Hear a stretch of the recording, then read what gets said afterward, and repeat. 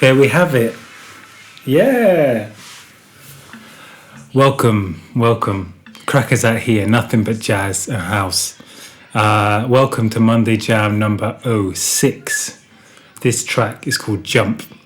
And what is it all about? Well, jazz, namely acid jazz, namely jazz funk, and what happened to it.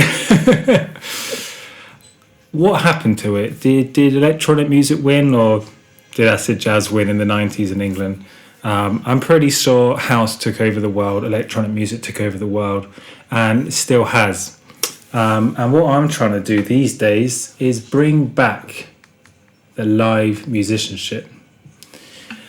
And to do that, I feel like I'm always taking away from the energy that is electronic music, and the energy that is in-house. And that's a challenge for me. But now that we have YouTube and we have visual platforms, jazz is coming back. I want to bring it back to the dance floor. So what are my sounds here? Rhodes bass, that's jazz funk, namely a trio organised and made by Herbie Hancock called the Headhunters. And, the Headhunters released a string of albums in the early 70s towards mid to late 70s with Paul Jackson on bass and Mike Clark on drums. So let's have a look at this bass line quickly and work out what is going on there.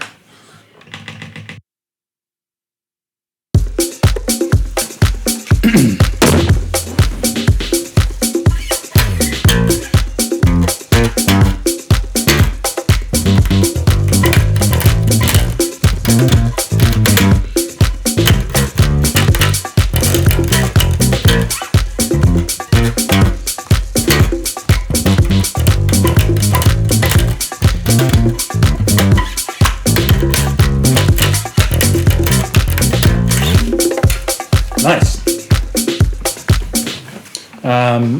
That is a funky ass bass line, but I'm playing on those two chords and I've created like a melody, a rhythmic bass melody that sits underneath, interacts with the snare drum a little bit. And here are my chords, these beautiful. Whoa, yes. So, 2 minor chords, B flat minor 7. G minor 7. They are probably, both of them, that little progression there, one of the deepest progressions I've ever heard of, and it's used constantly in deep house music and a little bit in modal jazz as well in the 60s. Originally those 2 chords, let's build up a little bit,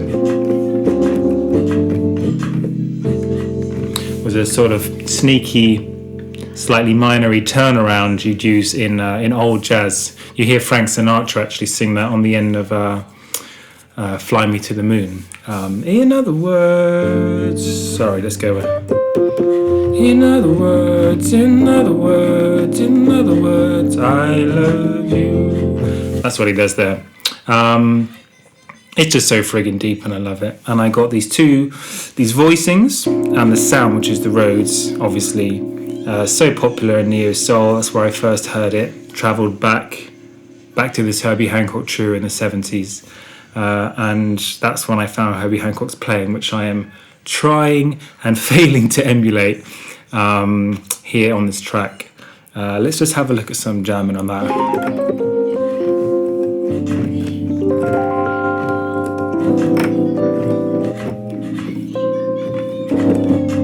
The extra chord here. That's just a sort of inner motion on the G7 instead of G minor. Then A minor, up to B flat minor. You can use more fourthy stuff, but I haven't used that much. So, it's all well and good recording that, but what if I had a band together and I could play that live? Wouldn't that be lovely? What if I could take this sound and try and spread it as much as possible across the musical universe? How would I do that? I would need to write some songs. And I'd need to write some good songs that sit on top of this sound. So, album talk number 2. I mentioned Rhodes and piano, and now I'm talking jazz, funk, and acid jazz as well. Live musicianship on top of the electronic beat. That's what I'm going for. I'll leave it there for today, and I'll tell you more about everything that I'm planning for the album next week as well. Thanks for tuning in to some live music, some live dance music, and I'll catch you all next week. Take care.